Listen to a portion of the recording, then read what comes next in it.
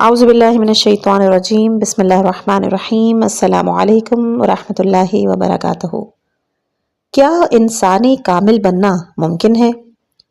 آیت اللہ مرتضیٰ مطہری کی شورۂ آفاق کتاب انسان کامل میں ایک ایسی شخصیت کا نقشہ کھینچا گیا ہے کہ جو روحانی، اخلاقی، فکری بلندیوں پر فائز ہوتی ہے۔ اس سلسلے میں ہم آپ کے لیے لا رہے ہیں اس عظیم کتاب کا آڈیو بک آسان، جامع اور متاثر کن انداز میں۔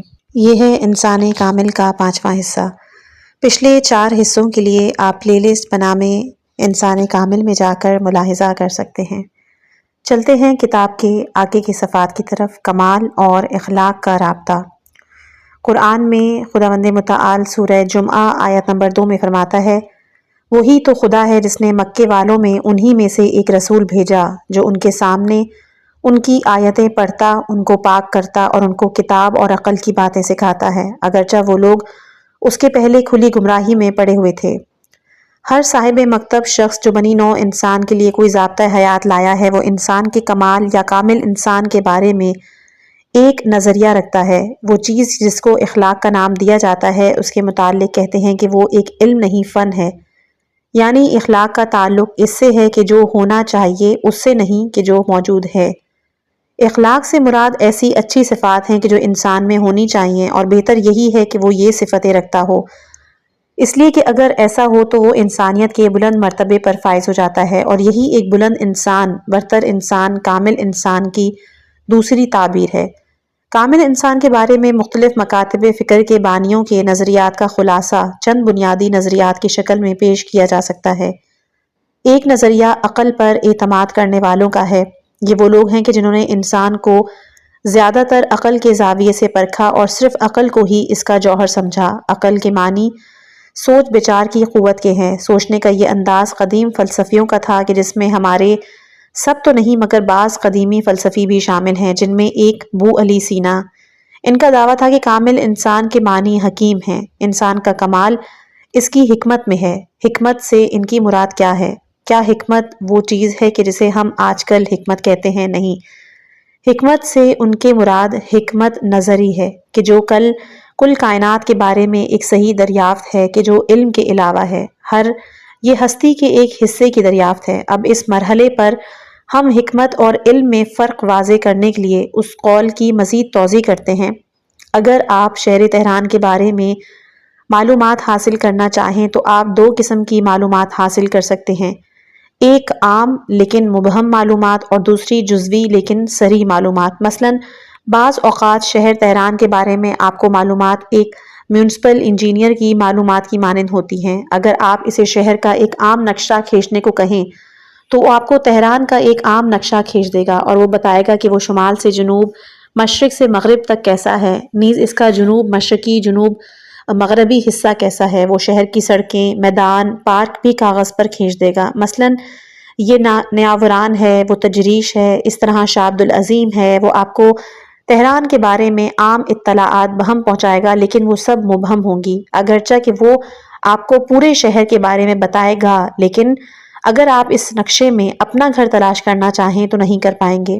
بعض اوقات ایک شخص کو اس عظیم شہر کے بارے میں کچھ علم نہیں ہوتا کہ اس میں کتنی سڑکیں ہیں، کتنے میدان ہیں، لیکن اگر آپ اس سے ایک خاص محلے کے متعلق پوچھیں تو اسے اس جگہ کی تمام جزیات کا علم ہوتا ہے۔ مثلاً یہ کہ اس محلے میں کتنے کوچے ہیں، وہ ایک دوسرے سے کیسے ملے ہیں، نیز فلاں کوچے میں کتنے گھر ہیں، حتیٰ کہ وہ ان گھروں کے دروازوں کا رنگ بھی جانتا ہے، یہ نیلا ہے، وہ سرخ ہے۔ پس اگر آپ اس شخص سے کہ جو سارے شہر سے واقف ہے ایک خاص جگہ کے بارے میں سوال کریں گے تو اسے کوئی خبر نہیں ہوگی، اور اگر آپ اس شخص سے کہ جو ایک خاص محلے کے بارے میں جانتا ہے سارے شہر کے متعلق پوچھیں گے تو اسے کچھ پتہ نہیں ہوگا۔ حکیم یا فلسفی اس شخص کو کہتے ہیں کہ جو عالم ہستی کا مجموعی طور پر مطالعہ کرتا ہے، وہ عالم ہستی کی انتہا کا علم حاصل کرنا چاہتا ہے اور اس کی ابتدا کے ساتھ ساتھ اس کی انتہا کا اندازہ لگانا چاہتا ہے۔ وہ ہستی کے حقائق اور اس کے عام قوانین معلوم کرنا چاہتا ہے، لیکن اگر آپ اسی شخص سے کسی جڑی بوٹی، حیوان، پتھر، زمین یا سورج کے متعلق سوال کریں، اسے کچھ پتہ نہیں ہوگا۔ فلسفی کے نقطۂ نظر کے مطابق حکمت کے معنی دنیا کے بارے میں معلومات کے ہیں، دنیا کی مجموعی حیت کے بارے میں ایسی معلومات کے جو حکیم یا فلسفی کے ذہن کے آئینے میں منعکس ہوئی ہوں، یعنی تمام کائنات حکیم کی عقل میں مشخص ہو گئی ہو لیکن وہ مبہم شکل میں ہو۔ گزشتہ زمانے میں کہا جاتا تھا انسان کا کمال اس میں ہے کہ دنیا کی تمام حیت اس کے ذہن میں منعکس ہو جائے۔ یہی وجہ ہے کہ قدیم فلسفی ایک بات کہا کرتے تھے، عقلی دنیا کے انسان کا عینی دنیا کے مطابق ہو جانا اس بات کا سبب بنتا ہے کہ وہ خود اس دنیا کے مقابلے میں ایک دنیا بن جاتا ہے، لیکن ان دونوں میں فرق یہ ہے کہ وہ عینی دنیا ہے اور یہ عقلی اور فکری دنیا۔ جیسا کہ ایک ایرانی شاعر کہتا ہے، جس کا ترجمہ ہے کہ جو انسان عقل و دانش کی منزل طے کر جائے وہ دراصل ایک گوشے میں سمٹی ہوئی دنیا ہے۔ فلسفیوں کے نظریے کے مطابق کامل انسان یعنی کہ جس کی عقل کمال تک پہنچی ہوئی ہو، وہ ان معنوں میں بھی کمال کو پہنچتا ہے کہ اس کائنات کی حیت کا ایک نقش اس کے ذہن میں پیدا ہو جاتا ہے۔ لیکن کس طرح سے؟ ہاں، وہ نقش برہان، استدلال، منطق اور فکر کے لحاظ سے پیدا ہوتا ہے، کیونکہ وہ انسان استدلال اور منطق کے قدموں سے حرکت کرتا ہوا اس مقام پہ پہنچتا ہے، لیکن انہوں نے اسی پر اکتفا نہیں کیا اور کہا ہے کہ حکمتیں دو ہیں، پہلی حکمت نظری اور دوسری حکمت عملی۔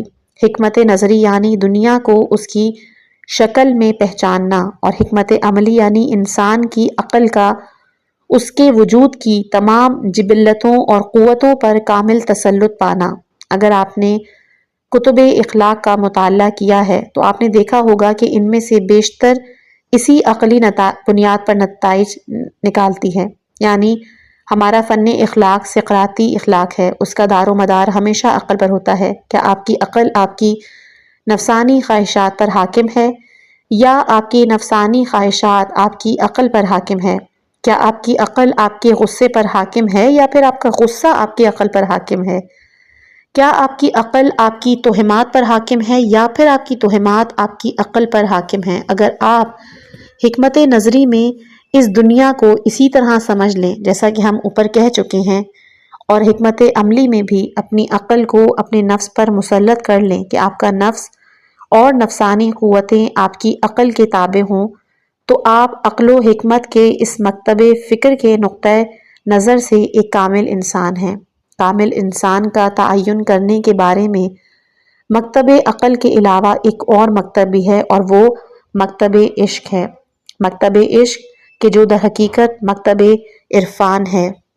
اس میں انسان کا کمال عشق میں اور اس چیز میں سمجھا جاتا ہے کہ جس تک عشق انسان کو پہنچاتا ہے۔ اس سے مراد خدائے متعال کی ذات سے عشق ہے۔ گویا کہ مکتب عشق مکتب عقل کے برعکس ہے کہ جو حرکت کا نہیں فکر کا مکتب ہے، کیونکہ حکیم حرکت کی بات نہیں کرتا بلکہ فکر کی بات کرتا ہے۔ اس کے نظریے کے مطابق تمام حرکتیں بھی ذہن ہی کی حرکت ہیں۔ جہاں تک عشق کے مکتب کا تعلق ہے تو وہ حرکت کا مکتب ہے، لیکن یہ حرکت افقی نہیں بلکہ صعودی اور عمودی ہوتی ہے، تاہم بعد میں یہ افقی حرکت میں تبدیل ہو جاتی ہے۔ چنانچہ جب ایک انسان کمال تک پہنچنا چاہے تو ضروری ہے کہ ابتدا میں اس کی حرکت عمودی اور صعودی ہو، یعنی وہ خدا کی جانب حرکت اور پرواز ہو۔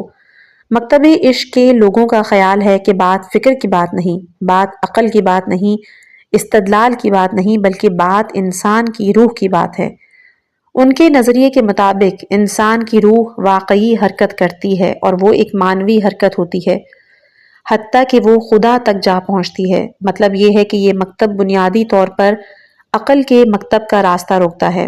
ہماری ادبیات کا ایک گرا قدر حصہ عقل اور عشق کے مناظرے سے تعلق رکھتا ہے۔ پھر جو اشخاص اس بحث میں وارد ہوئے ہیں، زیادہ تر وہ خود اہل عرفان تھے۔ انہوں نے ہمیشہ عشق کو عقل پر فتح مند قرار پایا ہے۔ یہ وہی مکتب ہے کہ جس کے پیرو کامل انسان کے لیے اور انسان کے کمال تک پہنچنے کے لیے عقل کو کافی نہیں سمجھتے۔ وہ کہتے ہیں کہ عقل انسان کے وجود کا ایک جز ہے، انسان کی عقل اس کی پوری ذات پر محیط نہیں۔ عقل آنکھ کی مانند ہے، یہ ایک آلہ ہے محض۔ حالیہ دور میں برستون نے بھی اس بات پر بہت اعتبار کیا۔ اہل عشق کا کہنا ہے کہ انسان کی ذات اور انسان کا جوہر عقل نہیں بلکہ روح ہے، اور روح کا تعلق دنیائے عشق سے ہے۔ یہ ایک ایسا جوہر ہے کہ جس میں خداوند متعال کی جانب حرکت کے علاوہ اور کوئی چیز مطلوب نہیں۔ یہی وجہ ہے کہ عشق کے مقابل عقل حقیر ہو کے رہ جاتی ہے۔ اس مکتب کے پیرو عشق و مستحی کو عقل میں ترجیح دیتے ہیں، جیسا کہ حافظ شیرازی کے بعض اشعار میں ہے۔ ان کے ہاں توحید کے معنی کچھ اور ہے۔ ان کی توحید وحدت وجود ہے، ایک ایسی توحید ہے کہ اگر انسان وہاں تک پہنچ جائے تو ہر چیز کو حقیقی شکل میں اپنے اندر پاتا ہے۔ بالآخر ایک اور مسئلہ پیدا ہوتا ہے کہ انسان بھی ہے اور خدا بھی، اور اس مکتب کے مطابق ایک کامل انسان آخر کار خدا بن جاتا ہے، کیونکہ ان کے نزدیک حقیقی کامل انسان خود خدا ہے۔ ہر وہ انسان کہ جو کامل انسان ہو جاتا ہے وہ خود فنا ہو کر خدا سے متصل ہو جاتا ہے۔ کامل انسان کے بارے میں ایک اور نقطہ نگاہ بھی ہے کہ جو نہ عقل پر تکیہ کرتا ہے اور نہ ہی عشق پر، بلکہ وہ فقط قدرت پر تکیہ کرتا ہے۔ اس مکتب میں کامل انسان کے معنی مقتدر انسان کے ہیں۔ ان کے نقطہ نظر کے مطابق کمال کے معنی قدرت کے ہیں، یعنی اقتدار، زور، اور پھر جس معنوں میں بھی آپ قدرت کو لے لیں۔ قدیم یونان میں کچھ لوگ ایسے تھے کہ جنہیں سوفسٹ کہتے ہیں۔ انہوں نے اپنا یہ نظریہ بڑی صراحت سے بیان کیا۔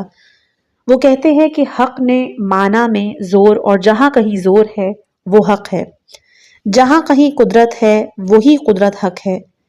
کمزوری بے حق اور ناحقی کے برابر ہے۔ ان کے ہاں بنیادی طور پر عدالت اور ظلم کے کوئی معنی اور مفہوم نہیں، لہٰذا وہ کہتے ہیں کہ حق زور ہے، یعنی حق زور میں سے پیدا ہوتا ہے۔ ان کا اعتقاد ہے کہ انسان کی تمام تر کوشش زور، قوت اور قدرت حاصل کرنے کے لیے ہونی چاہیے، اور بس پھر اسے یہ قدرت حاصل کرنے کے لیے کوئی پابندی اور کوئی حد قبول نہیں۔ حالیہ 1-2 صدیوں میں مشہور جرمن فلاسفر نیٹشے نے اس مکتب فکر کو دوبارہ زندہ کیا ہے، آگے بڑھایا، خوب ترجمانی کی۔ یہ لوگ کہتے ہیں کہ سچائی اچھی چیز ہے، دوستی اچھی چیز ہے، امانت اچھی چیز ہے، وغیرہ وغیرہ۔ یہ سب بے معنی باتیں ہیں۔ انسانیت اچھی چیز ہے، نیکی اچھی چیز ہے، یہ بھی فضول باتیں ہیں۔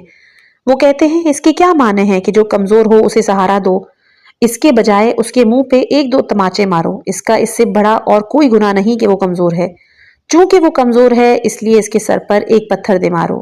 نیٹشے کہ جو خدا اور دین کا مخالف ہے، وہ یہ اعتقاد رکھتا ہے کہ دین کمزوروں نے اختراع کیا ہے۔ یہ کارل مارکس کے نظریے کے بالکل برعکس ہے، جو کہتا ہے کہ دین طاقتور لوگوں نے اختراع کیا ہے تاکہ کمزوروں کو اپنے غلام بنائے رکھیں۔ اس کے مقابل نیٹشے کہتا ہے نہیں، دین کمزوروں نے اختراع کیا ہے تاکہ طاقتوروں کی طاقت کو محدود کر دیں۔ چنانچہ اس کے نظریے کے مطابق دین نے نوع بشر کے ساتھ جو غداری کی ہے وہ یہ ہے کہ اس نے آ کر بخشش، سخاوت، روح، مروت، انسانیت، اچھائی کے مفاہیم لوگوں میں پھیلائے۔ بعد میں طاقتور لوگوں نے ان باتوں سے دھوکہ کھایا، چنانچہ وہ عدالت، سخاوت، بخشش، انسانیت کو ملحوظ رکھنے پر مجبور ہو گئے، اور انہوں نے اپنی طاقت میں کسی حد تک کمی کر دی۔ وہ کہتا ہے کہ حاملان دین نے آ کر کہا ہے کہ نفس کے ساتھ جہاد، لیکن تم کہو نفس کی ناز برداری، کہو نفس پروری۔ انہوں نے کہا مساوات، وہ کہتا ہے غلط۔ مساوات کے کیا معنی؟ یہ ضروری ہے کہ ہمیشہ کچھ لوگ کمزور ہوں اور کچھ زبردست ہوں۔ کمزور زبردستوں کی خاطر کام کریں تاکہ وہ پھلیں پھولیں، بڑھ چڑھ جائیں اور ان میں سے ایک برتر آدمی پیدا ہو۔ وہ لوگ مزید کہتے ہیں کہ اہل دین کہتے ہیں کہ عورت اور مرد کے حقوق مساوی ہونے چاہیے، یہ بھی غلط ہے۔ مرد ایک برتر اور طاقتور جنس ہے، عورت مرد کی خدمت کے لیے پیدا کی گئی ہے، اس کی پیدائش کا اور کوئی مقصد نہیں، وغیرہ وغیرہ۔ یہ مکتب فکر بنیادی طور پر مقتدر اور زور آور فرد کو برتر، ممتاز اور کامل انسان سے تعبیر کرتا ہے، اور کمال کی قدرت اور قوت میں منحصر گردانتا ہے۔ آج کل کم و بیش یہی باتیں نادانستہ طور پر خود مسلمانوں کے درمیان بھی رائج ہو گئی ہیں۔ بعض اوقات ہم بے خیالی میں کہتے ہیں کہ زندگی تنازع بقا ہے، نہیں، زندگی تنازع بقا نہیں، ہاں تنازع بقا اپنے دفاع کے معنوں میں درست ہے۔ پھر نوبت یہاں تک پہنچتی کہ بعض مسلم علماء مثلاً فرید وجدی نے کہا ہے کہ انسانوں کے درمیان جنگ ایک ضرورت ہے، اور جب تک انسان ہے جنگ ہونی چاہیے، کیونکہ یہ انسان کی زندگی کا ایک بنیادی اصول ہے۔ وہ اس بات پر اعتقاد رکھتے ہوئے کہتا ہے کہ خود قرآن نے بھی اس بات کی تائید سورہ حج آیت نمبر 40 میں کی ہے کہ اور اگر خدا لوگوں کو ایک دوسرے کے ذریعے سے دور نہ کرتا رہتا تو گرجے، ہیکل، آتش کدے، مسجدیں جن میں کثرت سے خدا کا نام لیا جاتا ہے کبھی کے ڈھا دیے جاتے۔ اسی طرح وہ شخص قرآن کی ہی سورہ بقرہ آیت نمبر 251 میں ایک اور مقام پہ بیان کرتا ہے، جو کہ آیت ہے کہ اگر خدا لوگوں کو ایک دوسرے کے ذریعے سے دور نہ کرتا تو تمام روئے زمین پر فساد پھیل جاتا۔ یہاں قرآن صریحاً جنگ کو ایک مشروع امر قرار دیتے ہوئے فرماتا ہے کہ اگر خدا بعض انسانوں کے ذریعے دوسرے انسانوں کے فساد کا سد باب نہ کرتا تو نہ کوئی عبادت گاہ ہوتی، نہ خانقاہ، نہ مسجد، کچھ بھی نہ ہوتا۔ لیکن انہوں نے قرآن کی آیات کے مقصود کو سمجھنے میں غلطی کی، کیونکہ ان میں دفاع کا تذکرہ آیا ہے۔ قرآن کا یہ ارشاد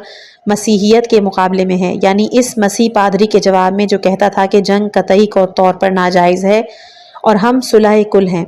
قرآن فرماتا ہے کہ جنگ ناجائز ہے، لیکن وہ جنگ کے جو تجاوز ہو، نہ وہ کہ جو حق اور حقیقت کے دفاع کے لیے ہو۔ ہاں جناب پادری صاحب، اگر دفاعی جنگ نہ ہوتی تو آپ بھی اس خانقاہ اور گرجے میں عبادت نہیں کر سکتے تھے، اور وہ مخالف جنگ مسلمان بھی اپنی مسجد میں عبادت نہیں کر پاتے۔ وہ مسلمان کہ جو مسجد میں عبادت میں مشغول ہے، اس کی عبادت اس سپاہی کی دلیری کی مرہون منت ہے کہ جو حق اور حقیقت کا دفاع کرتا ہے۔ نیز تم مسیحی جو گرجے میں سکون کے ساتھ اپنے عقیدے کے مطابق عبادت میں مشغول ہو، اپنے مذہبی مراسم ادا کر رہے ہو، تمہیں بھی اس جنگ آزما سپاہی کا ممنون ہونا چاہیے۔ بنابراین اس میں کوئی امر مانے نہیں کہ انسان تربیت اور کمال کے ایک ایسے مرحلے پر پہنچ جائے کہ جہاں متجاوز کا کوئی وجود نہ ہو۔ جب متجاوز کا کوئی وجود نہیں ہوگا تو مشروع جنگ کا بھی کوئی وجود نہیں۔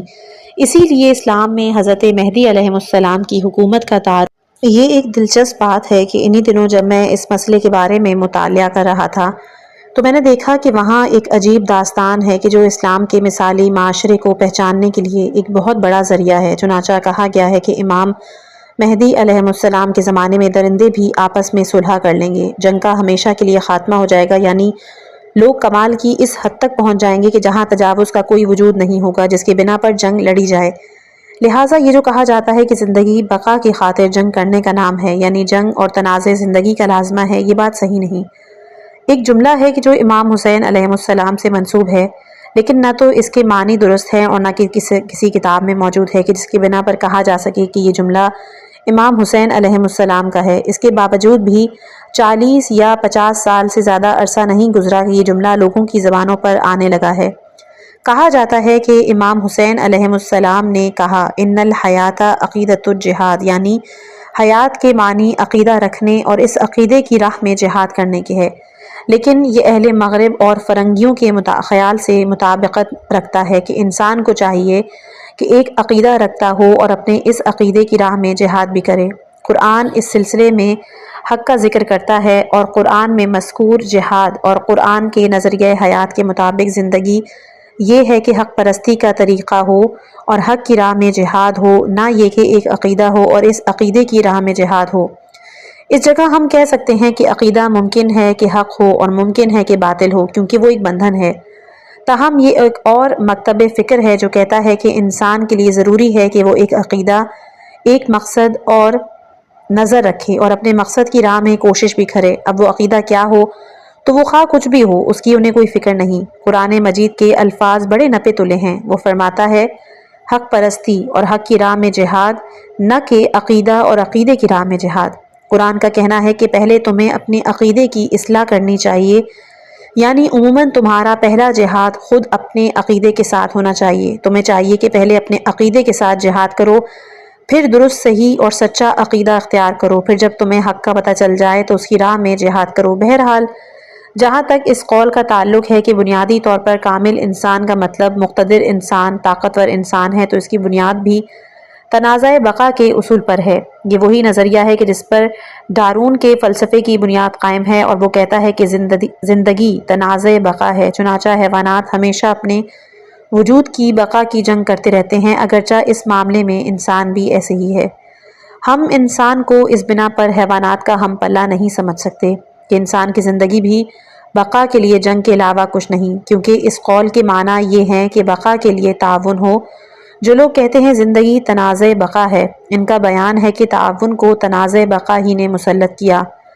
ہم کہتے ہیں اگر یہ بات ہے تو پھر انسانوں کے درمیان یہ اخلاص، یہ تعاون، یہ اتحاد عمل، یہ وحدت، محبت وغیرہ کیا چیز ہیں؟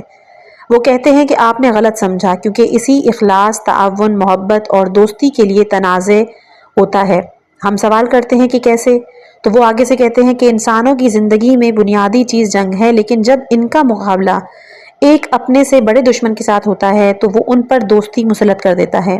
یہ دوستی در حقیقت دوستی نہیں ہوتی، خالص نہیں ہوتی، حقیقت نہیں ہوتی اور ہو بھی نہیں سکتی، کیونکہ یہ ایک سے زیادہ بڑے دشمن کے مقابلے میں ان کا اشتراک عمل ہوتا ہے، جسے اصطلاح میں تھیسس اور اینٹیتھیسس کہا جاتا ہے۔ جب ایک بڑے دشمن کا سامنا ہو تو محض اس کا مقابلہ کرنے کے لیے لوگوں میں تعاون اور اخلاص پیدا ہو جاتا ہے۔ اس کا ثبوت یہ ہے کہ اگر آپ دشمن کو بیچ میں سے ہٹا دیں تو دیکھیں گے کہ یہ لوگ جو متحد تھے بکھر گئے، ان میں گروہ بندی پیدا ہو گئی اور وہ دشمنوں میں تبدیل ہو گئے۔ پھر وہ اسی طرح تحلیل ہوتے رہتے ہیں حتیٰ کہ وہ دو فرد باقی رہ جاتے ہیں۔ جب دو فرد باقی رہ جاتے ہیں اور کوئی تیسرا ان کے مقابلے پر نہیں ہوتا تو وہ آپس میں لڑنے لگتے ہیں۔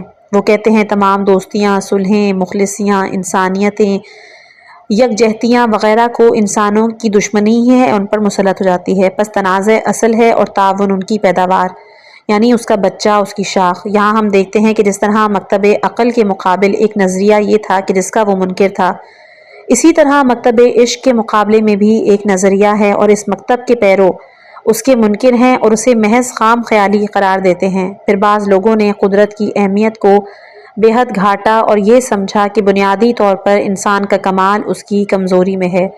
اس مکتب میں کامل انسان سے مراد وہ انسان ہے کہ جو قدرت نہ رکھتا ہو، کیونکہ اگر اسے قدرت حاصل ہو تو تجاوز کرتا ہے۔ سعدی کو بھی ایک ربائی کہتے ہوئے ایک ایسی ہی بڑی غلط فہمی ہوئی، جبکہ وہ یہ کہتے ہیں جس کا ترجمہ ہے: میں بھیڑ نہیں کہ میرے ڈنگ سے لوگ رویا کریں، بلکہ میں وہ چیونٹی ہوں کہ جسے وہ پاؤں تلے رون ڈالتے ہیں۔ میں خدا کی نعمت کا شکر کیوں کر ادا کروں کہ مجھ میں لوگوں کو تکلیف دینے کی طاقت نہیں ہے؟ نہیں جناب، کیا یہ طے شدہ امر ہے کہ انسان کو چیونٹی بننا چاہیے یا زنبور، تاکہ وہ کہے کہ اگر چیونٹی ہونے یا زنبور ہونے کے درمیان انتخاب کرنا ہے تو میں چیونٹی ہونے کو ترجیح دوں گا؟ اصل بات یہ ہے کہ نہ چیونٹی بنو کہ ہاتھ اور پاؤں کے نیچے مسلے جاؤ، اور نہ ہی زنبور بنو کہ لوگوں کو ڈنگ مارو۔ اس کے بجائے ایک اور فارسی شعر ہے، یہ کہنا چاہیے، جس کا ترجمہ بیان کروں گی کہ میں بھیڑ نہیں کہ میرے ڈنگ سے لوگ رویا کریں، میں وہ چیونٹی بھی نہیں کہ جسے وہ پاؤں تلے رون ڈالتے ہیں۔ میں خدا کی اس نعمت کا شکر کیوں کر ادا کروں کہ طاقت رکھتا ہوں اور کسی کو تکلیف نہیں پہنچاتا۔ شکر کا مقام یہ ہے کہ انسان زور رکھتا ہو لیکن کسی کو تکلیف نہ پہنچاتا ہو۔ اگر وہ زور نہ رکھتا ہو اور کسی کو تکلیف بھی نہ پہنچاتا ہو تو یہ کوئی بڑی بات نہیں۔ وہ سینگ نہیں رکھتا کہ کسی کو اس سے مارے، لیکن اگر وہ سینگ رکھتا ہے اور کسی کو سینگ نہیں مارتا تو پھر یہاں پر سعدی اپنے کچھ اشعار میں کہتے ہیں کہ میں نے ایک عابد کو دیکھا کہ جس نے ایک غار میں پناہ لی ہوئی ہے اور وہاں عبادت میں مشغول ہے۔ میں نے اس سے کہا کہ تم شہر میں کیوں نہیں آتے تاکہ لوگوں کی خدمت کر کے اپنے دل کا بوجھ ہلکا کرو۔ تاہم اسی طرح ایک اور مقام پہ سعدی نے اس کے برعکس بھی کچھ شعر کہے ہیں۔ اس میں ہے کہ ایک عابد خانقاہ سے مدرسے میں آ گیا اور اس نے اہل طریقت کی صحبت کا عہد توڑ ڈالا۔ میں نے اس سے پوچھا کہ عابد اور عالم میں کیا فرق ہے کہ تو خانقاہ کو چھوڑ کر مدرسے آ گیا ہے؟ اس نے جواب دیا کہ عابد صرف اپنا دامن بجاتا ہے اور عالم گنہگاروں کو نیکی کی طرف لے آتا ہے۔ انہوں نے عالم اور عابد کے فرق کے بارے میں صحیح بات کہی ہے، اور یہ جو انہوں نے کہا ہے کہ میں نے ایک عابد کو دیکھا کہ جس نے ایک غار میں پناہ لی ہوئی ہے، میں نے اسے کہا کہ تم شہر میں کیوں نہیں آتے تاکہ لوگوں کی خدمت کر کے اپنے دل کا بوجھ ہلکا کرو۔ جب وہ عابد سعدی کے جواب میں اپنا عذر پیش کرتا ہے تو یوں معلوم ہوتا ہے کہ سعدی بھی اس کا عذر قبول کرتے ہوئے کہتے ہیں کہ وہ کہنے لگا کہ شہر میں بہت سے حسین چہرے ہیں اور جب کیچڑ زیادہ ہو تو ہاتھی بھی پھسل جاتے ہیں، یعنی شہر میں حسین لوگ ہیں اور ہو سکتا ہے کہ میری نگاہ ان پر پڑے اور میں اپنے آپ کو قابو نہ رکھ سکوں، اس لیے میں یہاں آ گیا ہوں اور میں نے اپنے آپ کو غار کے دامن میں مقید کر لیا ہے۔ انسان کے اس کمال کے کیا کہنے کہ وہ پہاڑوں میں جا کر اپنے آپ کو ایک جگہ مقید کر لیتا ہے تاکہ اپنے آپ کو گناہوں سے بچا سکے، یہ تو کوئی کمال نہ ہوا۔ جناب سعدی، قرآن مجید نے آپ کے لیے احسن القصص کی داستان نقل کی ہے۔ قرآن کا بہترین قصہ یعنی حضرت یوسف علیہ السلام کا قصہ۔ سورہ یوسف آیت نمبر 90 میں خدا فرماتا ہے، اس میں شک نہیں کہ جو شخص خدا سے ڈرتا ہے اور صبر کرے تو وہ ایسے نیکوکاروں کا اجر ہرگز برباد نہیں کرتا۔ خواہش کو پورا کرنے کی تمام شرائط موجود ہیں اور اس کے تمام وسائل اور امکانات بھی فراہم ہیں۔ ادھر محل کے سب دروازے بند ہیں، فرار کی کوئی راہ نہیں، لیکن اس کے باوجود بھی آپ اپنی عفت کی حفاظت کرتے ہیں، اپنے سامنے کے بند دروازے کو کھول لیتے ہیں۔ یہ وہ وقت ہے کہ جب آپ کنوارے جوان ہیں، بے انتہا خوبصورت، لیکن بجائے اس کے آپ عورتوں کا پیچھا کریں خود عورتیں آپ کے پیچھے آتی ہیں۔ کوئی دن نہیں گزرتا کہ جب सैकड़ों खत और सैकड़ों पैगाम आपके लिए ना आते हों। फिर सबसे बढ़कर कि ये मिस्र की मुअज़्ज़ज़ तरीन औरतें आप पर दिलो जान से आशिक हो गई हैं। कुरान यूं दर्ज देता है कि शराइत फराहम कर दी गई हैं और आपकी जान को ख़तरा लाहिक है, क्योंकि आपसे कहा जाता है या तुम मेरी ख्वाहिश पूरी कर दो, मैं तुम्हें कत्ल करा दूंगी और तुम्हारा खून बहाऊंगी। तब हज़रत यूसुफ अलैहिस्सलाम क्या करते हैं?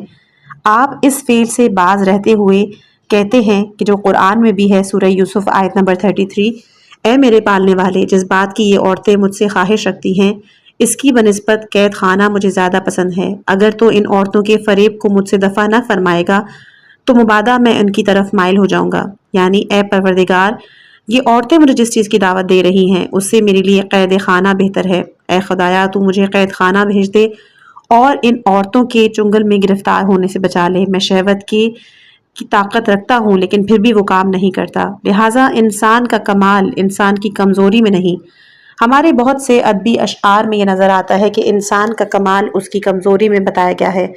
हत्ता कि बाबा ताहिर उरियान हमदानी भी अपने एक फ़ारसी के अशआर में कहते हैं, जिसका तर्जुमा है कि मैं अपनी आँख और दिल के ख़िलाफ़ फरियादी हूँ, क्योंकि जो कुछ मैं देखता हूँ मेरा दिल उस चीज़ की ख्वाहिश करता है। लिहाजा मैं एक खंजर चाहता हूँ ताकि उसके साथ अपनी आँख फोड़ दूँ और मेरे दिल को सुकून मैसर हो। तो ए बाबा ताहिर, बहुत खूब, आप एक चीज़ सुनते हैं, आपका दिल उसकी ख्वाहिश करने लगता है, लिहाजा आपको एक खंजर हासिल करना चाहिए ताकि अपना कान काट दें।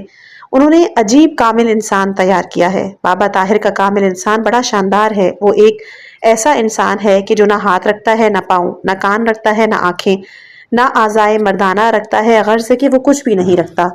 हमें अपनी अदबियात के कोनों कुदरों में ऐसे ज़ईफ़ और दलील परवर इखलाक बहुत सुनने को मिलते हैं, लेकिन हमें यह याद रखना चाहिए कि बशर गलती कर जाता है, क्योंकि वो हमेशा तफरीत की हालत में रहता है। जब इंसान इन मकातब फ़िक्र का मुकाबला इस्लाम के हकीकी मकतब से करता है तो उसे यकीन हो जाता है कि वाकई इस्लाम खुदा के अलावा किसी और की जानिब से नहीं आया, क्योंकि सुकरात एक गोशा लेता है और गलत फहमी में पड़ जाता है। अफलातून भी एक गोशा लेता है और गलत फहमी में पड़ जाता है। अबू अली सीना एक गोशा लेता है, गलत फहमी में जा पड़ता है। मुहियुद्दीन अरबी या मौलवी मानवी भी एक गोशा लेते हैं और गलत फहमी में गिरफ्तार होते हैं। कार्ल मार्कस एक गोशा लेता है और चला जाता है। इसी तरह नत्शे, जां पाल सातिर वगैरह में से भी हर एक इखलाक का एक गोशा लेता है और गलती खाता है। फिर ये कैसे हो सकता है कि रसूल अकरम सल्लल्लाहु अलैहि वसल्लम एक बशर हों और उन्होंने अपनी राय एक बशर की सोच के साथ जाहिर की हो और फिर भी उनका मकतब इतना जामे बुलंद और तरक्की पजीर हो?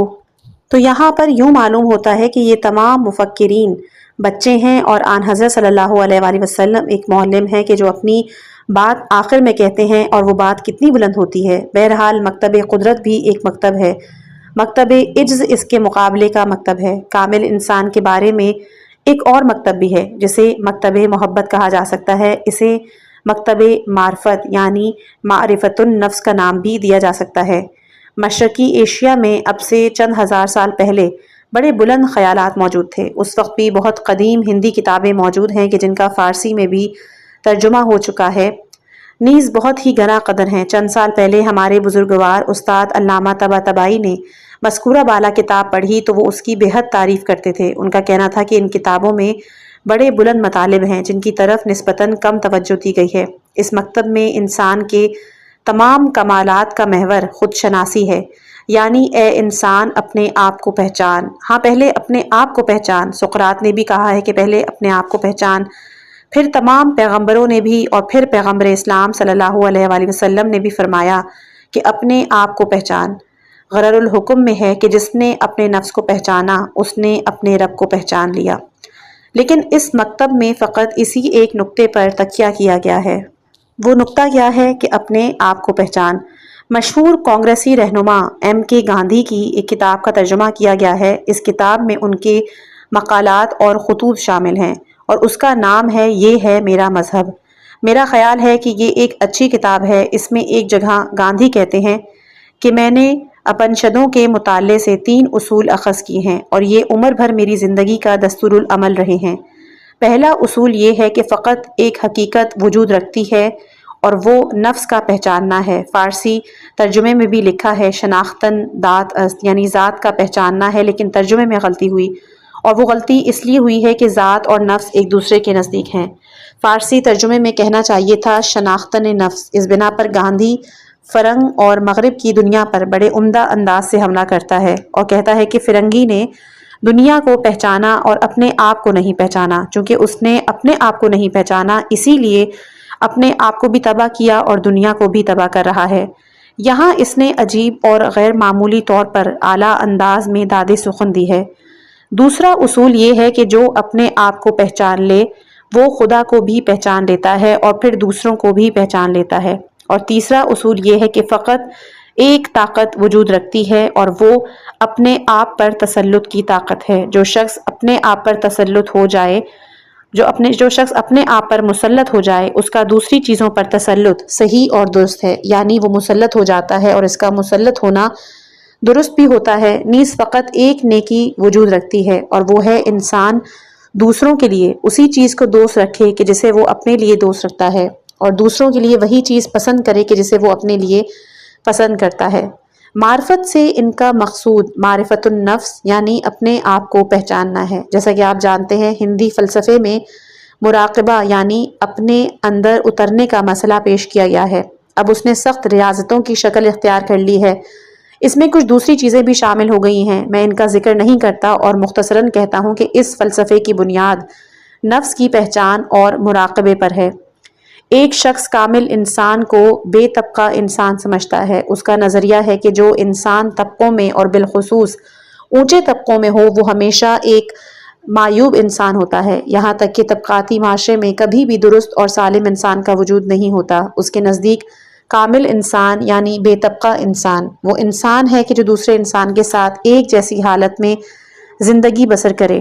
اس کے علاوہ کچھ اور مکاتب بھی ہیں کہ جو زیادہ تر انسان کی آزادی اور آگہی کے پہلوؤں پر زور دیتے ہیں۔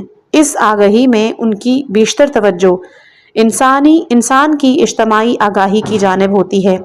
مثلاً ایگزسٹنلیزم کا مکتب کہ جو زیادہ تر اجتماعی آزادی، آگاہی اور ذمہ داری پر دھیان دیتا ہے۔ ان کے نزدیک کامل انسان کے معنی آزاد، آگاہ اور ذمہ دار انسان کے ہیں، اور آزادی کا لازمہ جنگ و جدل ہے کہ جو بجائے خود ایک علیحدہ مکتب ہے۔